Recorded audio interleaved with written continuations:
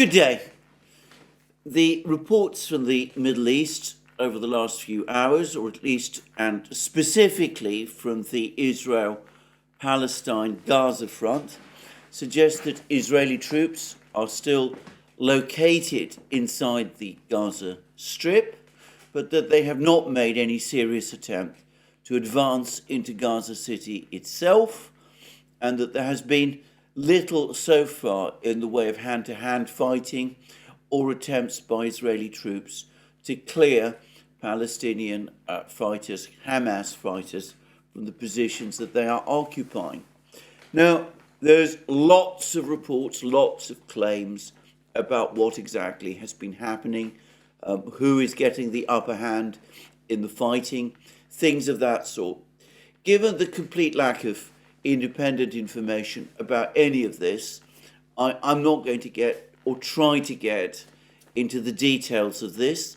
I don't think anybody outside the political leaderships of Israel and Hamas and of their respective allies knows the exact situation. And I suspect that in each case, neither will want to give a fully accurate idea of what is taking place. However, I think a number of general points can be made. Firstly, it is looking increasingly as if Israel has decided to drop the idea of an all-out ground offensive to try to clear Hamas out of Gaza. There's been a report to that effect in the New York Times, and I suspect it is true. The idea is, and supposedly this has been the advice that Israel has been receiving from the United States, the idea supposedly is to carry out incremental strikes over a very long period of time, several weeks, several months, gradually closing off lines of retreat for Hamas, hitting targets in their bunkers and tunnels and those sort of things. And eventually, the idea is to suffocate Hamas into total collapse and eventually some sort of a breakdown. And this doesn't seem to be fleshed out in great detail, but the latest comments from Prime Minister Netanyahu do seem to confirm that this is the drift of decision-making that the Israelis are moving towards.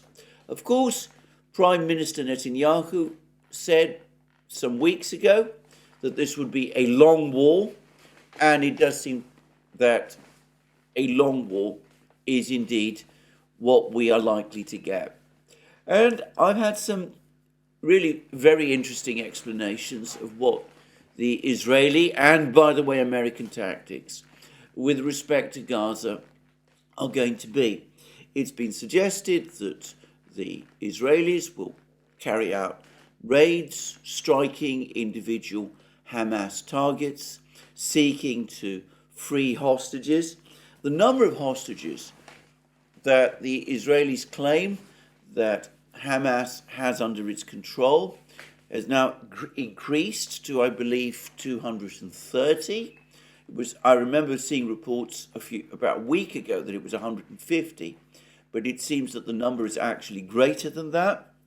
Hamas, incidentally, is claiming that 50 hostages have already been killed in Israeli airstrikes, but there seems to be little in the way of detail that I've seen about this. And for the moment, at least, I'm going to note that, but park it to one side.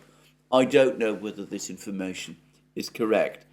This information which is coming from Hamas is correct. But anyway, raids into Hamas-controlled territory, presumably by Israeli special forces, trying to free hostages, target Hamas leaders, break down Hamas's communications, gradually tightening the circle around Hamas, destroying its tunnel and bunker network with heavy bombs. And the idea is that eventually, over time, the whole Hamas structure will be destroyed, will be broken.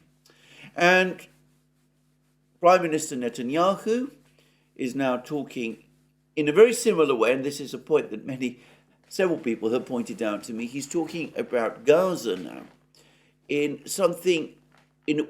ways that do bear some resemblance to the political objectives that President Putin set out when he ordered the special military operation to take place in Ukraine. So Prime Minister Netanyahu is talking about ending Hamas, in effect cleansing Gaza completely of Hamas, just as President Putin spoke about the demilitarization of Ukraine, similar comments coming from Israel about Gaza, and the purging from Ukraine, cleansing of Ukraine of the ideology from the 1930s that has gained hold there.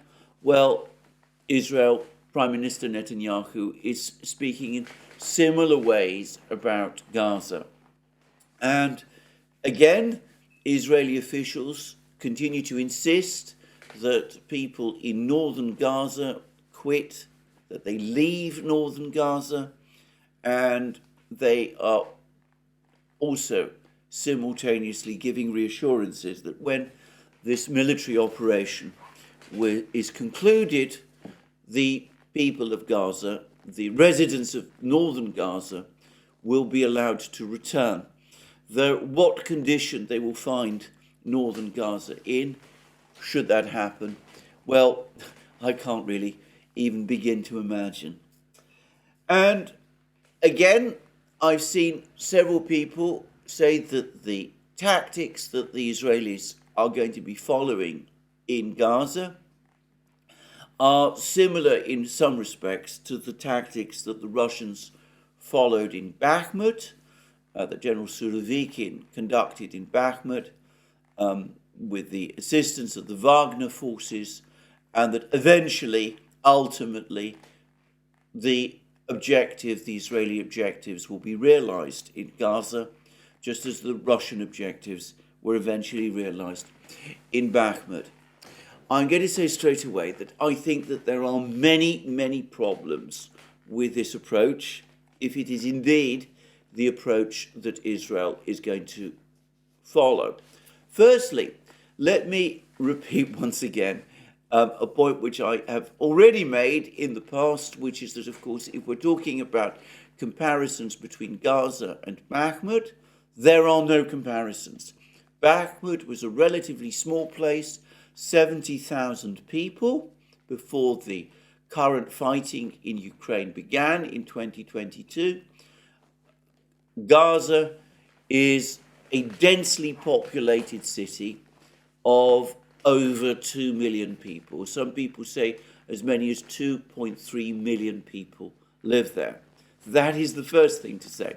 The second is that when the fighting in Bakhmut actually began, when the fighting started in November last year, the civilian population had already left Bakhmut. Bakhmut was largely deserted. There were a few people still there, but we're talking about a city that had been turned into a kind of fortress by the Ukrainian army, but which was empty of its residents.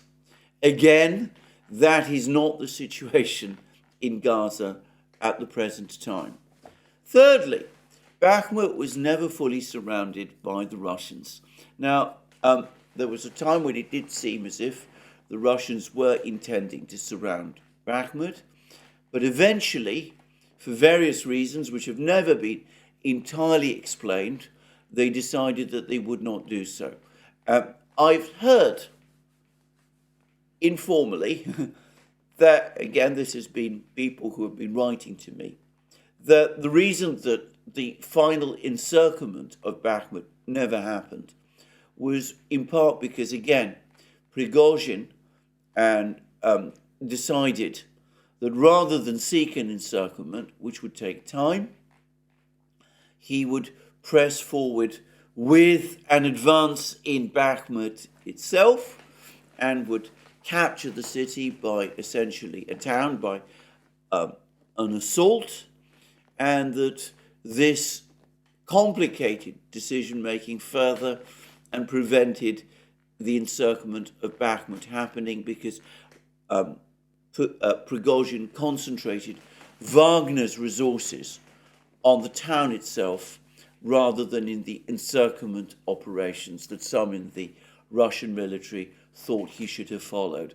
I'm going to be very careful about this. It could very well be that this is simply critics of Prigozhin within the Russian Defense Ministry, once again casting doubt on his ideas, his approach to the battle in Bakhmut.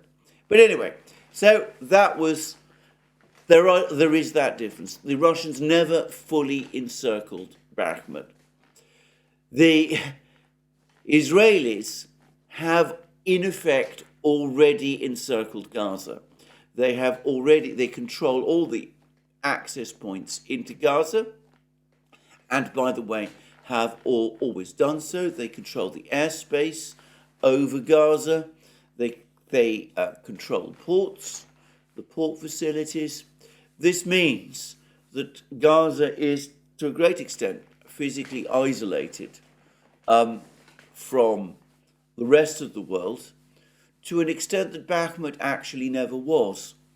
And one can see that this can work in Israel's favor, in the sense that it's impossible for the Hamas forces in Gaza to achieve much in the way of reinforcement and supplies from outside.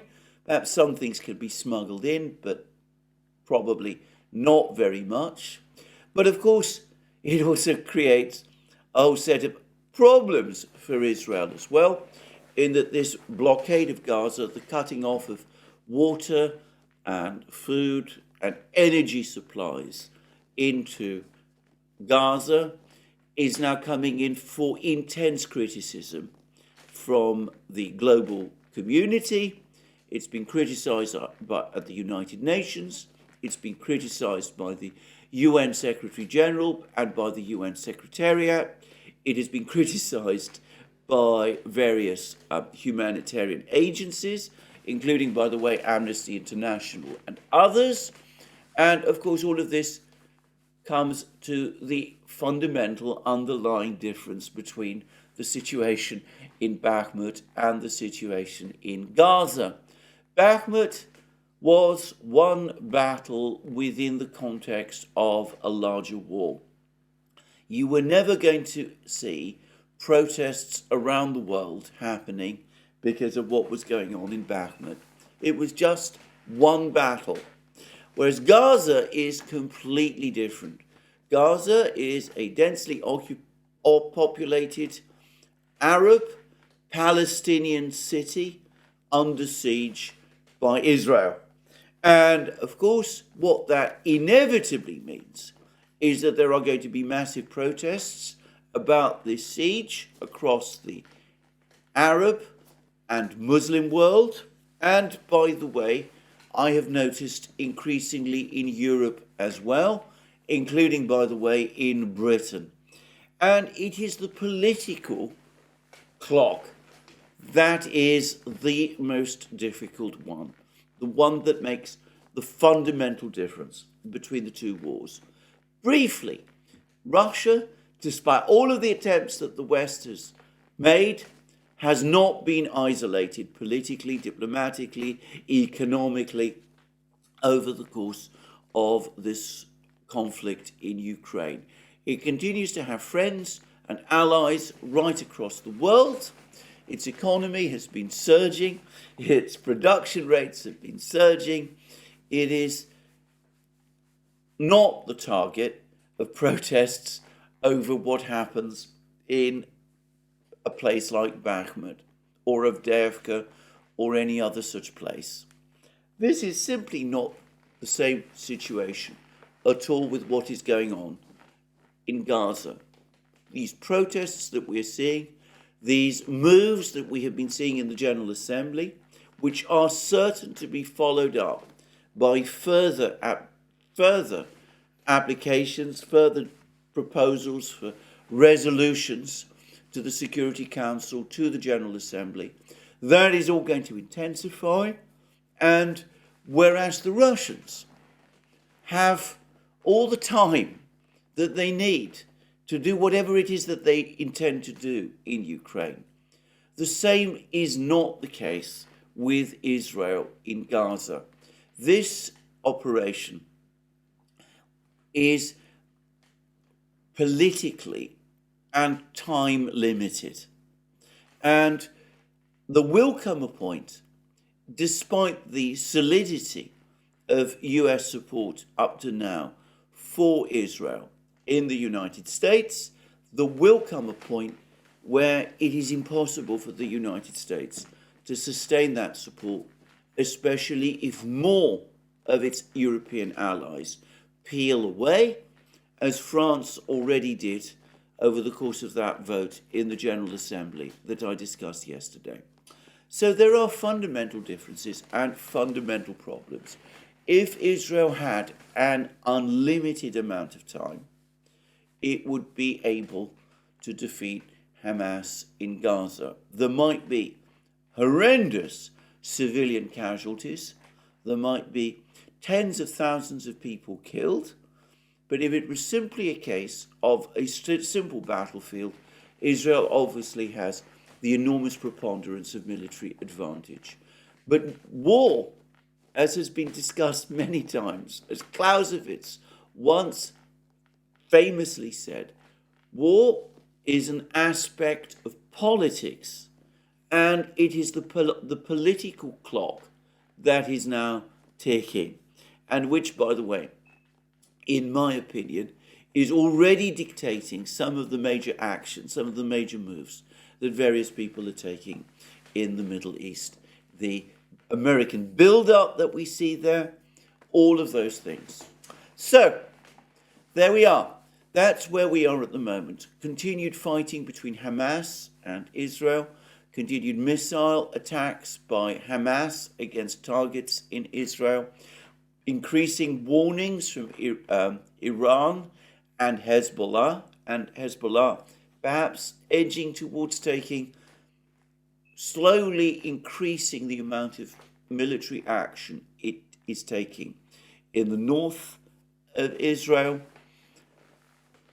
and the overwhelming likelihood that before long there will be more political pressure in the General Assembly, in other places, for a ceasefire which, to be very clear, if it is seen that that ceasefire has been imposed on Israel and on the United States by the outside world, if Hamas is still standing at the conclusion of this operation, then there will be a universal perception across the Middle East and the larger Islamic world, and indeed the global South, that Hamas has achieved a certain victory in this confrontation, and that it will be Israel that will be the loser, and this, of course, will be compounded even further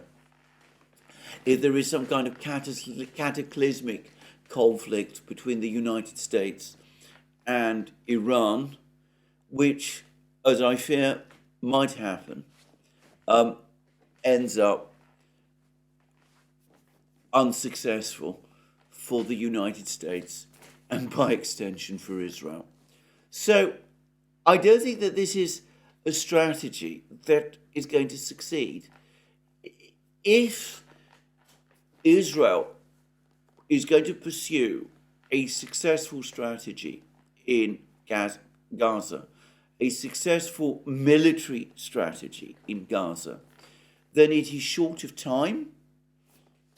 And I would have thought that it would need to act quickly rather than slowly. that is the major difference in purely military terms between what the Russians are able to do in Ukraine and what Israel is faced with in Gaza. And of course, there is another factor at play which I have not discussed, but which has already been commented upon increasingly by various people. Eve Smith at Naked Capitalism has been discussing it in recent articles, which is that this conflict already is having an effect on Israel's economy and Israel's larger society. There are economic strains already beginning to express themselves. There's already warnings from credit rating agencies that they might be considering putting Israel on some kind of negative watch. In other words, Israel might, before long, suffer a credit downgrade. Aspects of the economy, parts of the economy like tourism, are obviously going to take a big hit. But beyond that, I suspect there will be other parts of the economy, the industrial economy, for example, which will be affected also. And the United States, which is drifting inexorably towards a budget crisis of its own, or so it seems to me, might find it increasingly difficult and burdensome to make up the difference. And again, I'm not an expert on the Israeli economy, and I accept that with this conflict with Hamas seen as existential by many people in Israel, it is possible that, in fact, likely that Israel has a high degree of resiliency in the face of these economic pressures. But it's important to say again that Israel is a small country. Its economy is not huge in the nature of things. It does not have the economic depth that, for example, Russia does. Its ability to sustain a long war of the kind that people are talking about seems to me open to question. All of Israel's wars, the ones that have been successful, the ones in 1948, 1956, 1967, 1973, were short wars. I think I'm right in saying that the longest of those wars was the one in 1948, which is the war that happened when Israel was founded. But of course that took place in a completely different situation and environment. That was a war for the foundation of the State of Israel. And it's not, I think, appropriate to compare the economic situations with that war and the situation that Israel faces, economically speaking, today. But the wars of 1956, 1967, which only lasted 6 days, 1973, which from memory only continued for around 3 weeks, well, they were relatively short wars. And of course, Israel did face a long series of military campaigns in southern Lebanon, starting in 1982. These did have, as I remember, a negative effect on the Israeli economy, but they were not conducted over months at the level of intensity that we are seeing with this present war at the moment. And of course, it's important to say and remember that long war that Israel waged in Lebanon, in the end, was unsuccessful. Israel was obliged to withdraw from Lebanon entirely, and of course it did try to strike back at Hezbollah in 2006, but it was unsuccessful. So, as a relatively small country, Israel does not have, or so it seems to me, the economic resources to sustain a long war.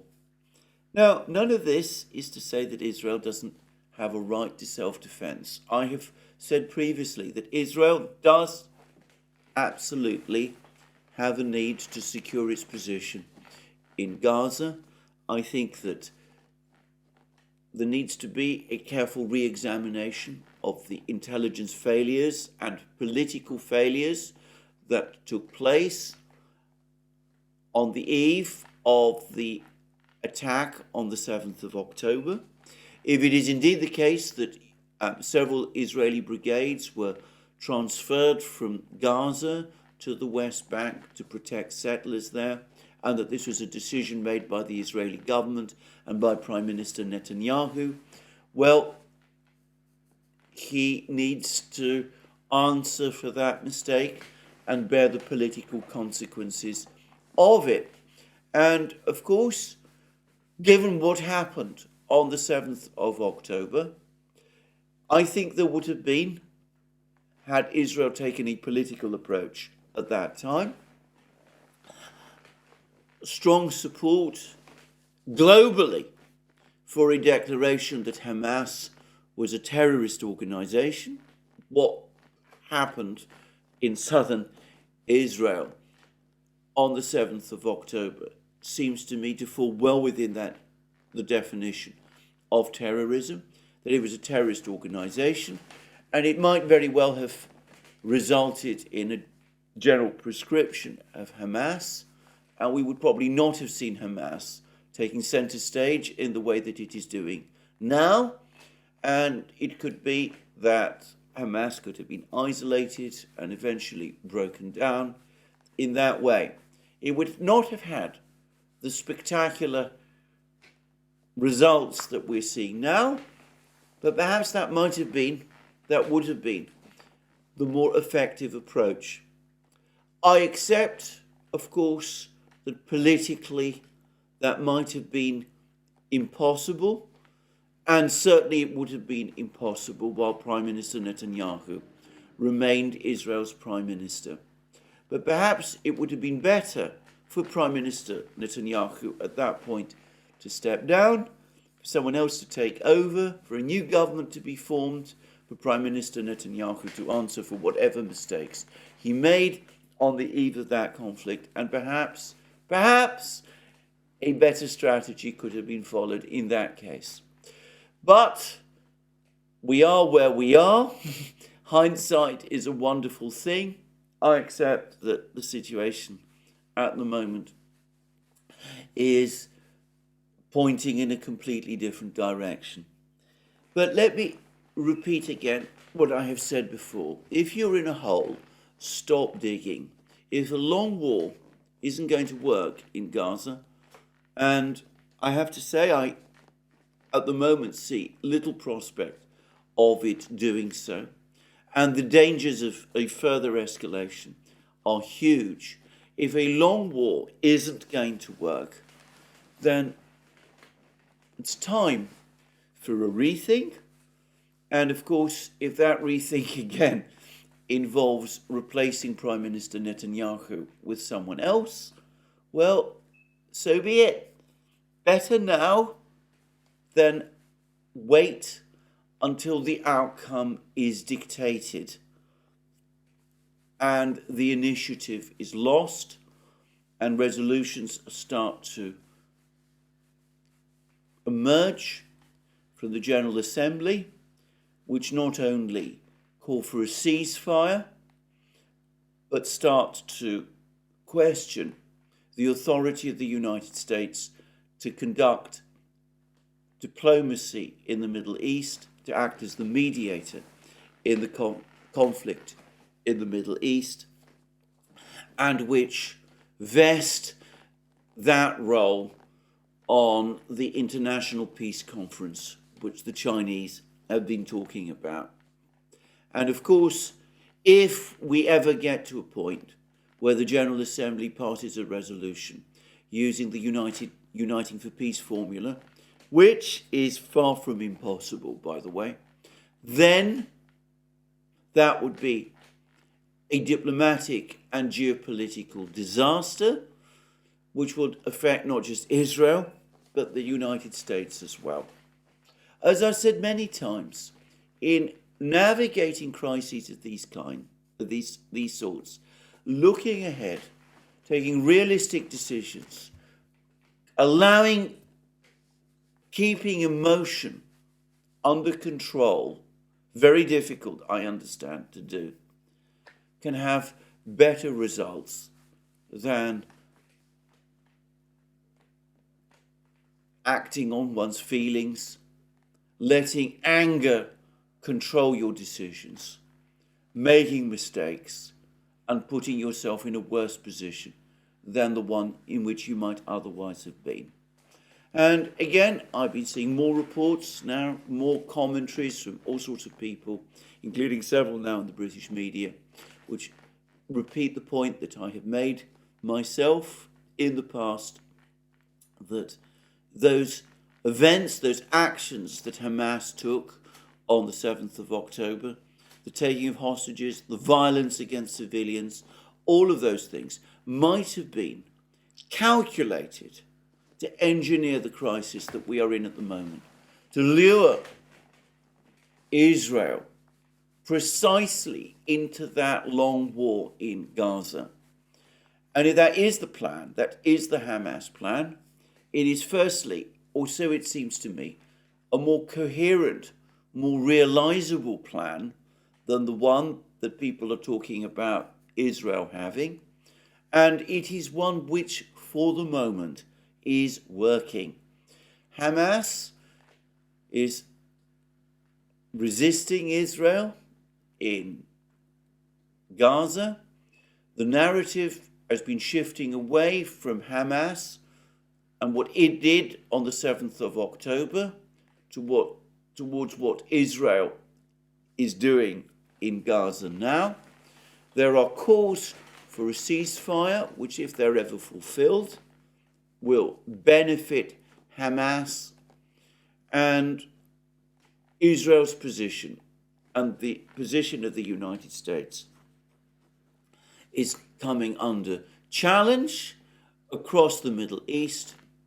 And of course, if there is a wider blow-up, if there is an all-embracing conflict, if all these American military deployments in the Middle East do eventually result in an all-out war between the United States and Iran, well, be under no illusions, that will suit Hamas perfectly. It will be the ideal result that they want to achieve. So, just mentioning all of these things, we will see where this goes. We will see whether Israel and the United States have thought this through, whether their plans really are achievable. What happens if they're not? Do they have the flexibility to change them? And we will also have to see what is going to happen further, given that the General Assembly has now already expressed its voice and is likely to continue to do so over the next few days and weeks. Well, in the meantime, even as we wait tensely on what is going to happen in the Middle East, there has been a flurry of diplomatic activity between the Chinese and the Americans. And it is remarkable and very interesting how all of this has happened entirely behind the radar. The Chinese Foreign Minister Wang Yi is actually in Washington. He arrived there on the 27th of October. He's had meetings in Washington, whilst in Washington, with President Biden's National Security Advisor, Jake Sullivan. He also has had 2 days of talks with US Secretary of State Tony Blinken. And he's had what appears to be a brief meeting with no less a person than President Biden himself. And it's very interesting to read the Chinese readouts of these discussions between Wang Yi and these top US officials, because the readouts are extremely short. They make it very clear that Wang Yi, again, expressed in the strongest terms to Sullivan specifically that China continues to stick to its red lines over Taiwan. That is non-negotiable. But in almost all other respects, these readouts, unusually for Chinese readouts, are generally uninformative. One striking fact about the Chinese readouts is that they don't actually mention at all the current conflict in the Middle East or the conflict in Ukraine. The entire discussion between the Chinese and the Americans, if you believe these readouts, centers on trying to get US-Chinese relations back on some kind of workable track. And it's confirmed that one of the purposes of Wang Yi's visit to Washington was to discuss the possibility and perhaps iron out the problems in advance of a summit meeting between Chinese President Xi Jinping and US President Biden in San Francisco in November. The United States is going to have I understand it's a climate summit in San Francisco in November. They've been trying to persuade Xi Jinping to come. He has shown a certain unwillingness, in fact, a very great unwillingness, to confirm that he is coming. The Chinese reacted very negatively indeed to President Biden's insulting language about Xi Jinping, both during his State of the Union address, also in connection with the balloon incident. The Chinese acted very negatively to that. That, for several months, put Chinese-US relations in a complete deep freeze. Xi Jinping skipped the visit, the G20 meeting in Delhi. And as I've said previously, the obvious, clear reason why he did that was not in order to insult his Indian hosts, but in order to avoid having a one-to-one meeting with President Biden. The Chinese have nonetheless now decided that they've clearly made their point that the meeting with Biden can now take place, and it does increasingly look as if Xi Jinping is indeed going to go to Washington, to San Francisco in November, and that he will indeed be meeting Biden there. And I'm going to suggest that two recent moves that we have seen happen in Beijing have some bearing on this matter. Firstly, there was that meeting between Governor Newsom and Xi Jinping, which took place a couple of days ago. We did a program about this, Alex Christoforou and I, on the Duran.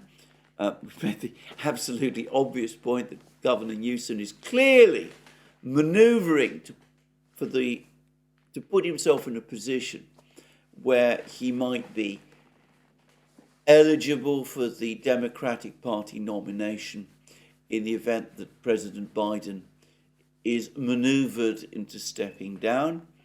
He's conducting, in other words, diplomacy. But of course, it is no coincidence that Newsom is the governor of California, that this summit meeting is supposed to be happening in San Francisco. He will have gone to Beijing to try to persuade on his own behalf and on behalf of California Xi Jinping to come to San Francisco. And of course, he could argue, and no doubt is arguing, that in taking this step, he's acting in line with the administration's policies, and he is playing a constructive role in setting up that summit meeting between President Biden and President Xi Jinping, which will be happening next month. And simultaneously with that event, there is the very mysterious and rather enigmatic news that the Chinese Defense Minister, Li Shangfu, who's only been in office for a relatively short time, in fact, just a few months, has suddenly and somewhat inexplicably been sacked. This coming after the equally surprising and unexplained dismissal of the previous Chinese foreign minister, Qian Gu, who has also been sacked. No real explanation as to why that has happened. Now, it's most likely that Li Shangfu's dismissal has domestic reasons. Li Shangfu may have been, probably is, the target of some kind of corruption, anti-corruption drive. Xi Jinping takes corruption issues extremely seriously. There's been reports of corruption at within the Chinese People's Liberation Army, the part of the army that deals especially with the strategic missile program and space program. Li Shangfu was closely connected with all of that, and that's almost certainly the main reason for his dismissal. But it kind of escaped notice both in Beijing and Washington that Li Shangfu's dismissal also helps to some extent to clear the air with Washington. He has been the subject of American sanctions because of his long-standing and close relationship with the Russians. And the Chinese have, up to this point, refused military-to-military contacts with the United States until those sanctions on the Chinese defense minister, on Li Shangfu, are lifted. Now, Li Shangfu is no longer China's defense minister. We're not yet told who's going to be appointed in his place. Presumably that person will not be subject to US sanctions, allowing military contacts to resume. And it is not implausible, by the way, that the new Chinese defense minister, whoever that is, will accompany Xi Jinping to San Francisco and will participate in the talks with President Biden. So, there we go. A serious, sustained attempt by the Chinese and the Americans to get the relationship between China and the United States back on track. But it is important to say that this is only an effort to resume some kind of a dialogue. Trust between these two superpowers remains at rock bottom. There is little sign that Chinese foreign policy in any substantive way is changing. The Chinese have made their position on the situation in the Middle East entirely clear. They are supporting the ceasefire calls, and of course they've floated this idea of an international peace conference. And apparently China has declined to participate any further in these attempts that Jake Sullivan is making to bring together various countries to discuss the conflict in Ukraine. There was that meeting some months ago in Copenhagen. Then there was the follow-up talks in Riyadh. Now there's supposed to be more talks happening in Malta. India and South Africa will be participating in these talks, but apparently China has said that it will not participate this time. They participated in previous talks, but they're not prepared to send representatives any further. I personally think that this whole process has never made any real sense and is not really achieving anything and is just basically background activity. But of course, without China participating, it looks as if that whole process has basically already run its course and is increasingly ceasing to have much purpose. But anyway, that's where we are. So the Chinese not making any concessions.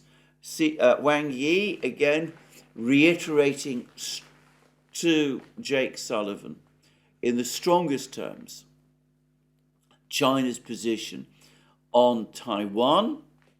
We will see whether or not the United States mollifies its position. The United States is now facing a severe crisis, commitments crisis. It's running out of weapons. It has been running out of weapons to send to Ukraine for quite a long time. It now has the additional burden of finding weapons for Israel, and this when the Israelis themselves now are increasingly talking about a long war and are doing so at US urging. So no sign of any shift on the Chinese position on any geopolitical issues. We will see, however, what these talks in San Francisco achieve, if they achieve anything. I'm going to add, by the way, that I think that one reason why the Chinese decided that it made sense for them to meet the Americans now is because they have managed over the last few months to make an important point. And that point was made when Huawei produced its new smartphone with a Chinese 7nm, if I got that right, super chip. When I was, in former times, I used to remember people talking about the Sputnik moment, the moment in 1957 when the Soviet Union launched into space the world's first artificial satellite. The United States was incredulous when that happened. There was profound shock, and it became clear for the first time that the United States was facing in the Soviet Union a technological superpower, not the backward, primitive country that many people in the United States had supposed that the Soviet Union was, one which managed to had developed nuclear weapons basically through stealing nuclear technology by spying. Anyway, it was, as I said, a major shock, and it created very significant changes in American society post-1956. Huge expansion, for example, in university training and universities, and that was also the case in Europe, and many, many other things. Well, the discovery that China is able to produce advanced super chips like the ones produced in Taiwan and South Korea, which the United States had striven to prevent China making. Anyway, the discovery that that was indeed happening, perhaps it's not a shock comparable to Sputnik, but it still has come as a profound shock for the United States. And of course, it may mean that the Chinese now feel that they can speak to the United States from a strong position. They can come to the Americans and say, look, these attempts that you're making to suffocate our economy, to block our technological developments, they're not succeeding. We've just had a very successful Belt and Road Summit, which hundreds of nations attended. You can't isolate us. You can't obstruct our technological development. So why not draw back on all of that? Why not seek again a modus vivendi with us? Why not lift some of the restrictions on technological goods and trade that you have been imposing upon us, so that we can move forward?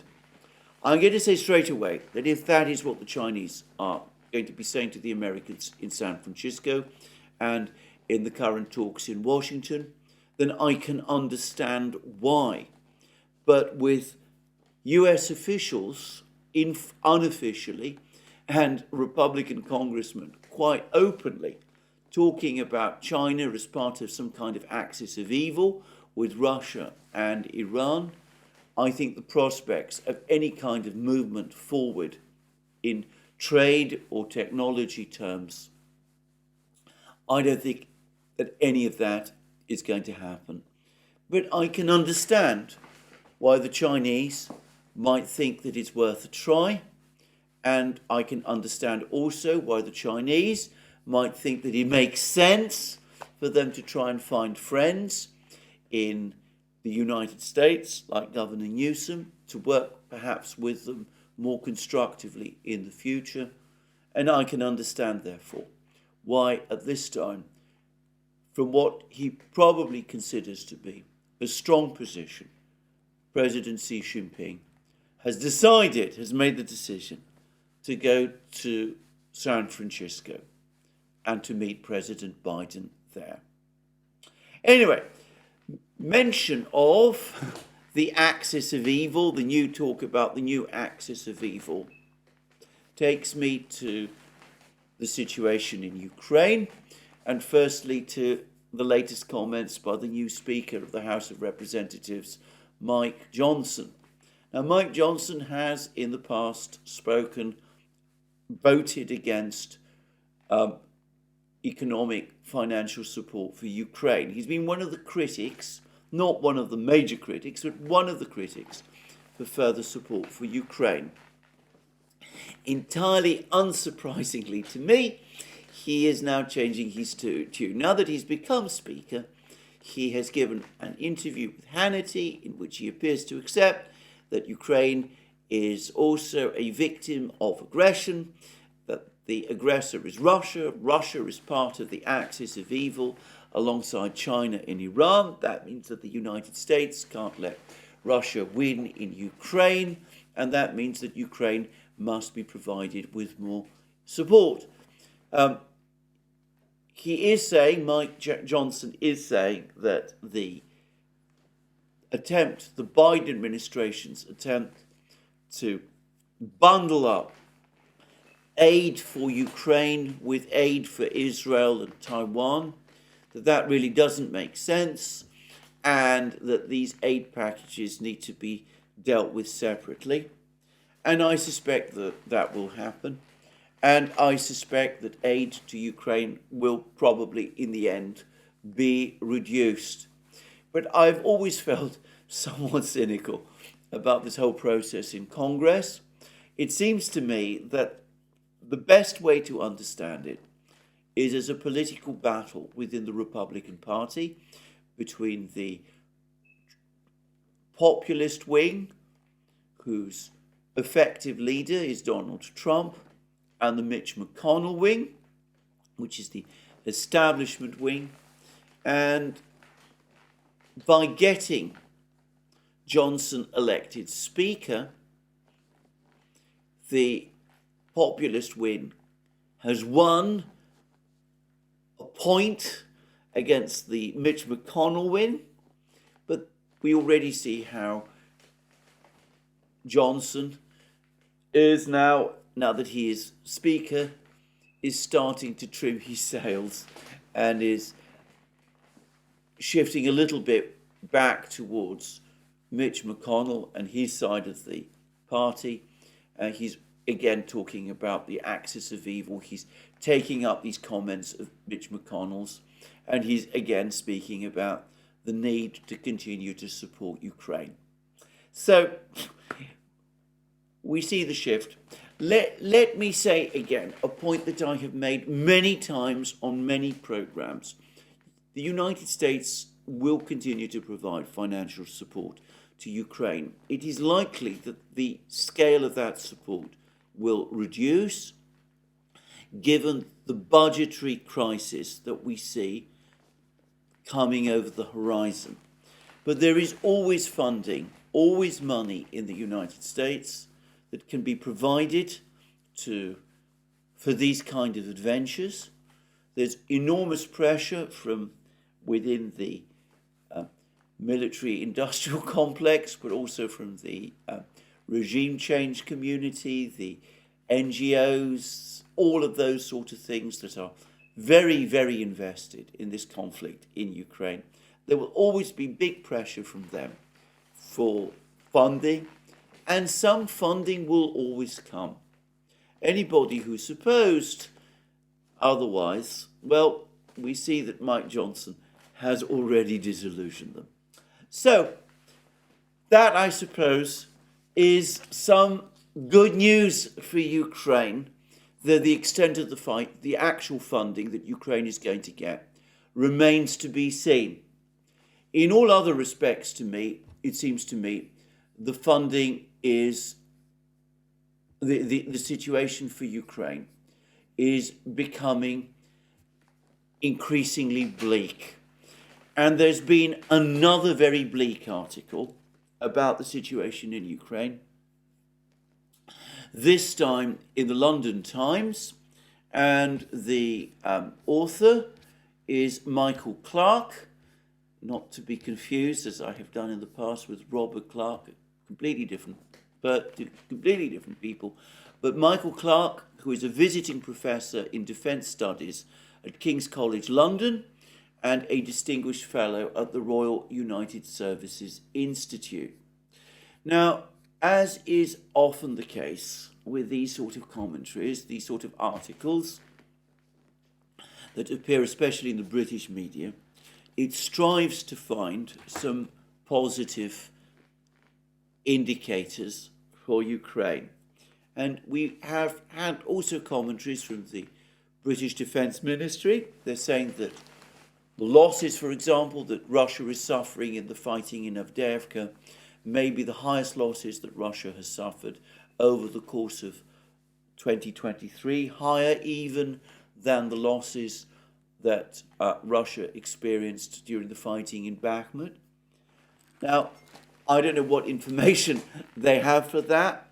It's undoubtedly the case that the Russians have suffered losses over the course of the fighting in Avdeyevka, and they've certainly been higher than the actually very low losses that the Russians have been suffering over the last few weeks, the previous weeks, when, as I've discussed in the past, information from Media Zona, which has been tracking Russian casualties carefully, has established that over the last weeks of Ukraine's offensive, Russian losses fell to almost their lowest level during the entire period of the war. So it could be that Russian losses, in fact, it's highly likely that Russian losses have spiked in connection with the fighting in Avdeyevka. Whether they are indeed the heaviest that Russia has suffered this year, I'm going to say frankly, I rather doubt, actually. I think that once again, the Ministry of Defence, the British Ministry of Defence, is placing too much reliance on claims that are coming from Ukraine about the losses that they're inflicting, the Ukrainians are inflicting on the Russians. And of course, the Ministry of Defence says that the Russians are so depleted, so lacking in offensive power, that it is unlikely, indeed, that they lack the strength to carry out a major offensive. Now, Michael Clarke does repeat some of that. He is also talking about Russia being overstretched. He doesn't say anything about this huge manpower build-up that is taking place in Russia at the moment.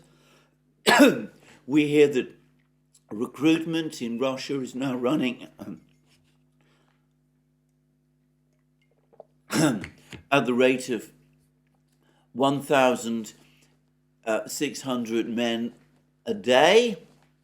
I've never seen anyone in Britain, any publication in Britain mention that fact, or that, according to the Russians, 380,000 men have joined the Russian army, either as volunteers or as full-time professional contract soldiers over the course of this year. I've not seen any mention of that, and I should say that Michael Clark doesn't mention that either. Nor have I seen any real discussion, certainly by the Ministry of Defense, about Russia's military build-up, its equipment build-up. To the extent that Michael Clark discusses that at all, he does say that, he says this: the Kremlin is making major efforts to get Russia's ethnic minorities into uniform and is geared up for a full war economy, but the economy is stalling after a production spike until the second quarter of 2023.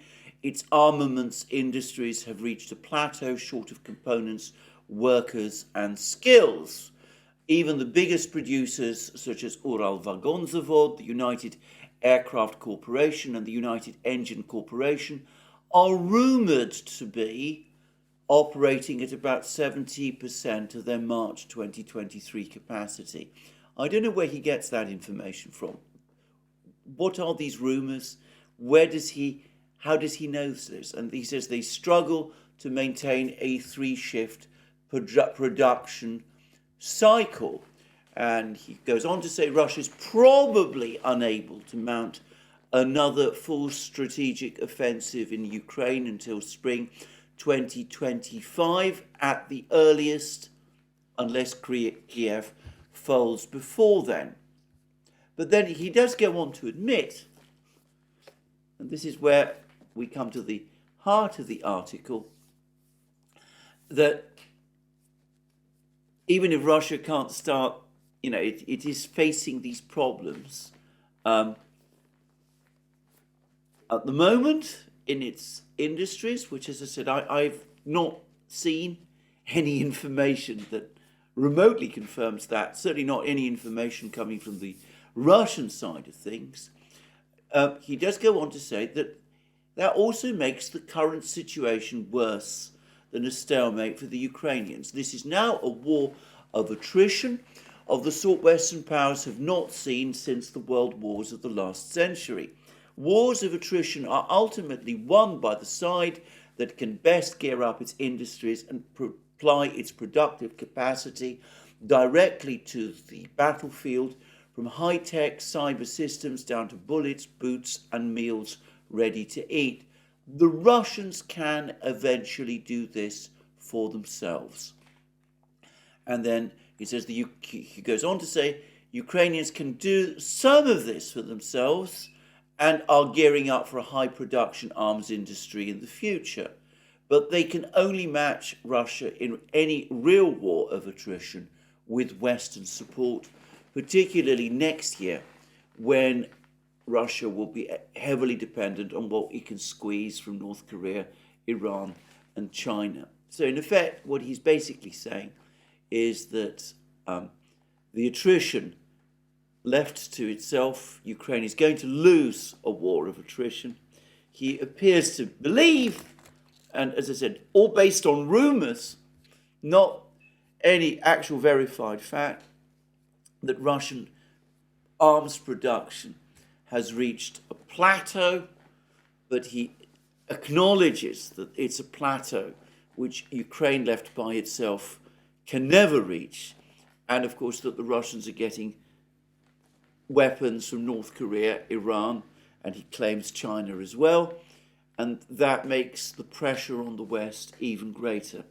He doesn't talk about the competing pressures upon the United States in supplying weapons to Israel, nor does he acknowledge the fact that the West is already in an armaments crisis, which is limiting its capacity, its ability to continue to supply weapons to Ukraine, irrespective of the competing commitments to Israel. But it's what Michael Clark says about the actual military situation on the battlefields, which is in some ways most interesting. And he says that it's been a good 3 weeks for President Putin in Ukraine. A lot has been happening on the ground, while the eyes of the world have been directed elsewhere. These are tough weeks for Kiev, and Clark then goes on to say, in response to Kiev's summer offensive, Putin ordered Russian forces more than a month ago to launch local counterattacks at multiple points along the 1,000-kilometer line. It's interesting how he assumes that it is Putin who is giving these orders, rather than the Russian military leadership. He then goes on to say that Russia has poured more men and equipment into some ferocious assaults in northeast Donbass towards Kupiansk, in southeast Donbass at Avdeyevka, and in Zaporozhye north of Tokmak to halt Ukrainian progress southwards. What's more, last week, Moscow seemed to be digging into the stockpile of missiles it is been conserving. It looks as if Russia's winter air offensive is underway. That, by the way, is not true. They're not yet launching heavy cruise missiles against Ukraine. But anyway, that could indeed be coming. But then Michael Clark discusses the situation in Avdeyevka. He says Russia's renewed attack at Avdeyevka, which began on the weekend of October 7th, is particularly significant. The Russians have diverted scarce resources. I don't know why he thinks the resources that the Russians have are scarce, but as I said, he hasn't mentioned the 387,000 men that the Russians say that they have recruited over the course of this year. But anyway, he says the Russians have diverted scarce resources yet again to surround the city, bringing in about 6 brigades and a great deal of air power and artillery from other units bombarding the 2 Ukrainian brigades holding the city. I understand that the British Defence Ministry says that the Russians have actually committed 8 brigades to this battle. I will say, again, also, make a point which I've made before, that perhaps the greater part of the force that is currently attacking Avdeyevka is drawn from Russia's First Army Corps, which is, of course, originally the Donbass militia, the Donetsk militia, now formally integrated into the Russian armed forces. And then he goes on to say, Michael Clark goes on to say, Ukrainian forces have defended the town fiercely, and the Russians have not completed an encirclement, though they will keep trying. And Avdeyevka is becoming another Bakhmut, except that Bakhmut had no real strategic importance. Again, something that I don't agree with. And then he goes on to say this: Avdeyevka does have genuine strategic value. It is on a key route into the city of Donetsk, as close to the airport as it is to the northern suburbs of the city. The road system makes Avdeyevka the gateway to southern Donbass. The Ukrainians have held it against Russian pressure since last year. It is Kiev's route to victory in that sector. If Ukraine loses Avdeyevka now, they will be locked out of the south, and most of what they have achieved in the Donbass further north will count for little. And we're then told about the fact that there's been heavy fighting and that fierce battles have been going on for control of the coke and chemical plants on Avdeyevka's north and the sand quarry at the village of Opitnoye. And these miserable industrial sites really matter. And we then go on to read, no wonder Kiev appears deeply worried, according to rumours among security sources in Ukraine. The military commander, Valery Zaluzhny, argues that the Ukrainian offensive is almost over, that they must hold what they have got and prepare for operations next year. But President Zelensky does not agree or will not admit it because of the perception in the West that his war for Ukraine's survival seems to have reached a stalemate. He knows that Western patience is limited for his maximalist demands that Ukraine must recover all territory invaded by Ukraine since 2014, and Kiev is deeply frustrated not to show much progress in its much vaunted summer offensive. Kiev well understands the political impact in the West of any appearance of stalemate. In truth, the events of the summer are both better and worse than that, but Ukrainian leaders are far from certain that Western politicians or their public will grasp that. And the reason that he thinks that the situation is better for Ukraine than it appears is because of the extremely heavy losses that he assumes the Ukrainians have inflicted upon the Russians. As I said, information from Media Zona, which is the only reliable agency which I know which has been actually tracking real Russian losses, actually simply does not bear that out and claims that it is worse than people think.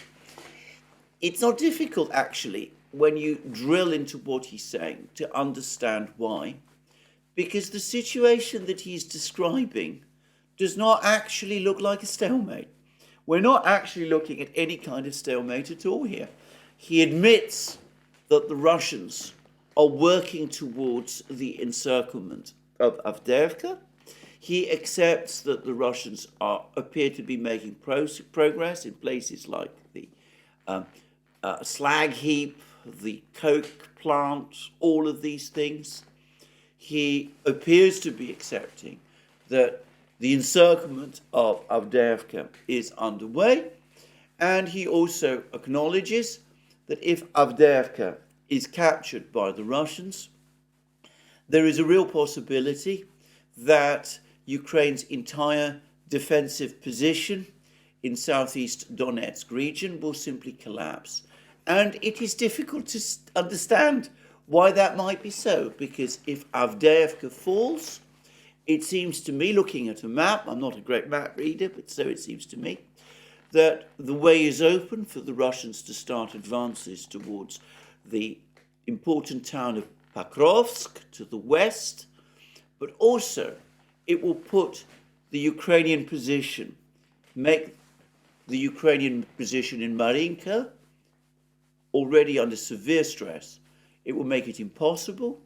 If Marinka falls, if the Russians finally complete the capture of Marinka, the Ukrainian position in Vuhledar is at serious risk and might collapse. Also, one can see how there could be, at least in theory, a chain reaction in the southern Donetsk region, and no less a person than Michael Clark acknowledges that. And I'm going to say also, looking at a map, at least the way I read maps, which might not be particularly reliable, but looking at a map, if the Russians do gain control of Vuhledar, then I cannot see myself how Ukraine can continue its operations in Zaporozhye. It would put the Russians on Ukraine's eastern flank, the Ukrainian forces that have been launching attacks southward towards Zaporozhye. Vuhledar essentially has been defending, protecting Ukraine's eastern flank. I think that the loss of Vuhledar would collapse any further possibility of any further Ukrainian offensive south towards the Sea of Azov, towards the Black Sea. It would once and for all secure Russia's land bridge to Crimea, and it would be a decisive moment in the war. So if this is correct, and as I said, Michael Clark also seems to think it is, if it is indeed correct that the loss of Avdeyevka is that important, then one can understand the sense of operational crisis that now exists in Ukraine.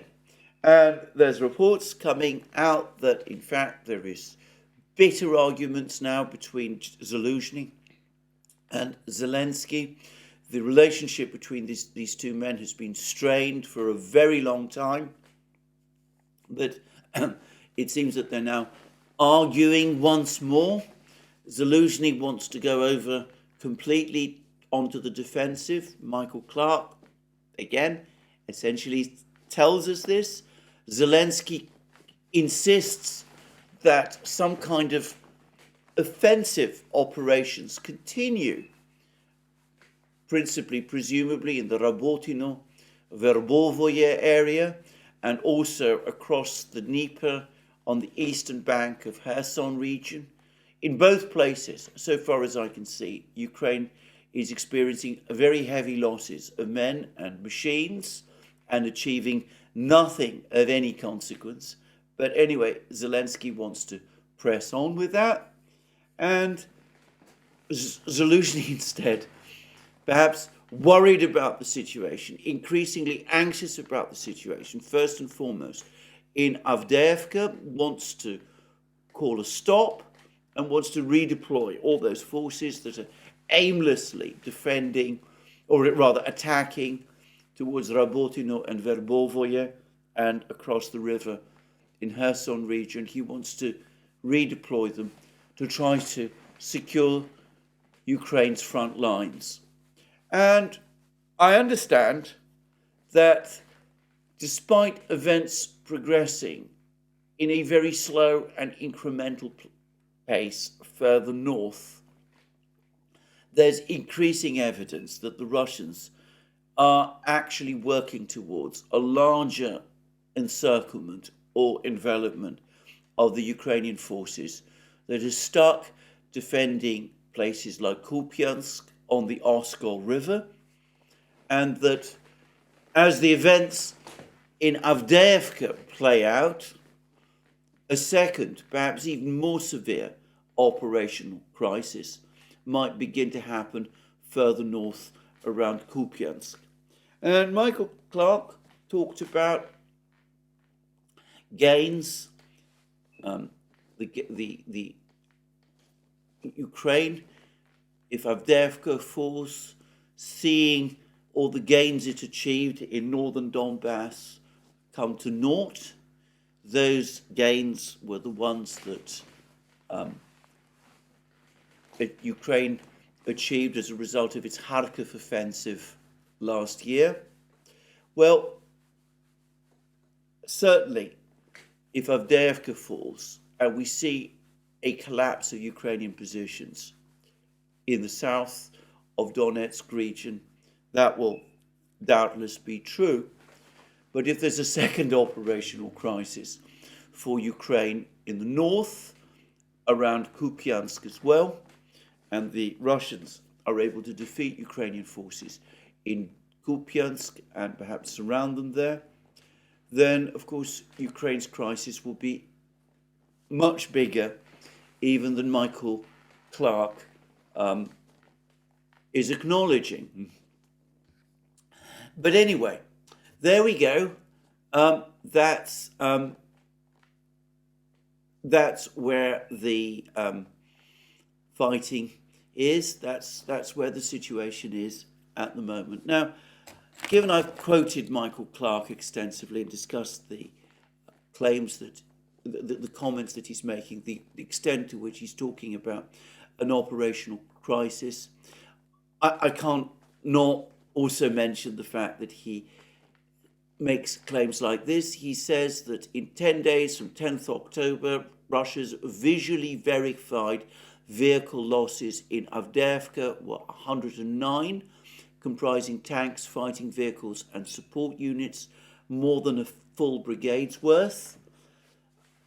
I think he's unaware of the fact that those who follow these things, who'd be looking at these pictures and photographs, have comprehensively debunked those claims. And he talks about Russian personnel losses running at several hundred a day. But of course, even if that is true, that is also true of Ukraine. And he says that Russians are still operating human wave attacks with their convicts or inexperienced troops. There has never been any point in the war, and I want to repeat this again, when either side has operated human wave attacks, and there is no sign of the Russians doing that in Avdeyevka at the moment. But as I said, I've quoted from him extensively. I feel that I should, in fairness, reference that. Last but not least, I also have to say that there have in fact been more actual reports about the situation in Avdeyevka from Russian sources. They speak of the Russians actually now having entered the town itself. Apparently there's some visual confirmation of this. It's been caught on camera. This might just have been a reconnaissance group, that they have certainly managed apparently to consolidate control of the slag heap, and that they are indeed closing the ring around Avdeyevka. Again, I'm dependent on what others are reporting about in discussing the truth of these things. But overall, the impression I'm getting is actually of a very sophisticated and carefully planned operation in Avdeyevka, one which certainly does not use human wave attacks or with convicts and inexperienced troops or anything like that. A much more sophisticated operation than Michael Clark acknowledges, and one which is achieving its objectives, at least for the moment, at a significantly faster rate than I had supposed just a few days ago. So we will see what happens. If Avdeyevka does indeed first become encircled and then fall, then it'll be very interesting to see how the British Defence Ministry and others in the West explain that, given what Michael Clark is saying about the consequences of the fall of Avdeyevka. But obviously, we're not there yet, and I'm not going to discuss this further until we are. So, an interesting 24 hours, a military operation in Gaza that seems to be pulling its punches at the moment. I think I have to say that. An interesting dialogue restarting between the Americans and the Chinese, and a somewhat cack-handed but nonetheless real acknowledgement in the London Times in the form of this article by Michael Clark that Ukraine is now facing a very severe operational crisis. Indeed, in Avdeyevka, with dissension at the highest level of Ukraine's leadership between Zaluzhny and Zelensky about what to do, and very grave consequences for Ukraine if Avdeyevka is lost. Well, that's my program for today. More from me soon. All that remains is for me to remind you once more that you can find all our programs on our various platforms: Locals, Rumble, BitChute, ODYSEE, Rockfin, Telegram, and of course now X. You can also support our work via Patreon and Subscribestar, links under this video. Don't also forget to check out our shop and see the amazing things that you will find there: mugs, hats, hoodies, t-shirts, sweatshirts, all those great things. And last but not least, if you've liked this video, please remember, tick the like button and to check your subscription to this channel. That's me for today. More from me soon, and have a very good day until then.